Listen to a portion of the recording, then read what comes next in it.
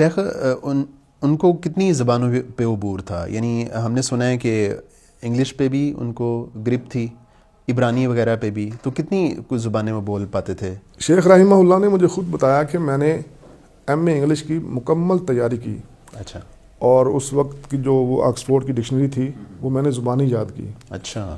اور کہا کرتے تھے کہ انہی ایام میں میری والدہ بیمار ہو گئیں، تو میں نے ان کی تیمارداری کی خاطر امتحان بھی نہیں دیا، اور لائبریری جو میری جان ہے اور میں کبھی بند ہی نہیں کرتا، ان دنوں تقریباً 3 ماہ میں لائبریری میں نہیں آ سکا والدہ کی تیمارداری اور خدمت کے لیے. صحیح. تو پھر جب وہ موقع گزر گیا تو ایم اے انگلش کا امتحان نہیں دے سکے، لیکن کہتے ہیں میری تیاری بھرپور تھی، مکمل تھی. صحیح. اسی طرح ان کی اگرچہ مادری زبان پشتو ہے، لیکن اس علاقے میں بولی نہیں جاتی. ہزروں میں یعنی وہ کون سی زبان بولی جاتی ہے؟ ہند کو بولی جاتی ہے. ہند کو بولی جاتی ہے. لیکن شیخ رحمہ اللہ نے اپنی محنت سے صحیح. وہ کہا کرتے تھے کہ میری دادی وغیرہ اور والدہ وغیرہ تھوڑی بہت بولتی تھی. والد صاحب ان کے بڑے تو سنے افغانستان سے آئے تھے، لیکن وہ آہستہ آہستہ اس میں یعنی اس علاقے میں بہت سے گاؤں ایسے ہیں کہ جو مکمل پختونوں کے تھے، لیکن اثرات آتے گئے اور زبان بدلتی گئی. صحیح. اب پورے علاقے میں 1-2 گاؤں ایسے ہوں گے جہاں پہ آج بھی پشتو بولی جاتی ہے، ورنہ ہند کو بولی جاتی ہے زیادہ. صحیح.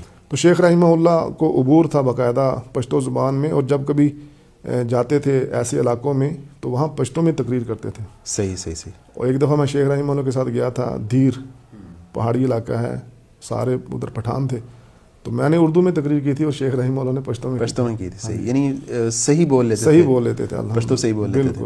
تو اس کے علاوہ یعنی عبرانی کا بتائیں. عبرانی زبان بھی شیخ رحمہ اللہ نے سیکھی تھی بعد میں. اچھا.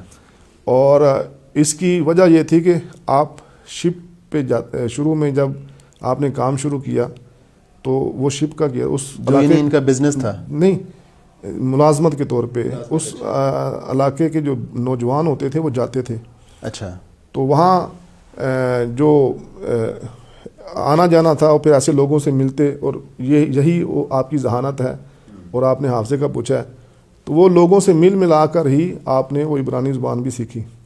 اور پھر ایک مناظرے میں جب عیسائی مناظر نے یہ سمجھا کہ ان کو تو نہیں آتی ہوگی، اس نے بڑے فخر سے کہا کہ یہ نسخہ ہمارے پاس بڑا معتبر ہے، اس میں آپ تحریف ثابت کر کے دکھائیں انجیل کا. ہاں جی.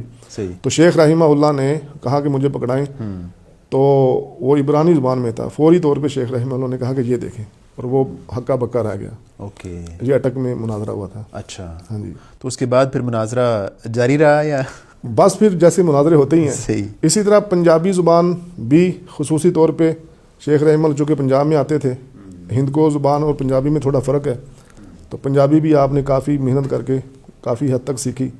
اردو زبان بھی اور عربی زبان بھی. سعودی عرب میں آپ جب جاتے تھے تو وہاں جو آپ کے پروگرام یا دروس یا سوال جواب ہوتے وہ اسی زبان میں، اور پھر آپ کی جو کتابیں ہیں بہت زیادہ وہ بھی عربی زبان میں آپ نے تحقیق وغیرہ کی اللہ کے فضل سے.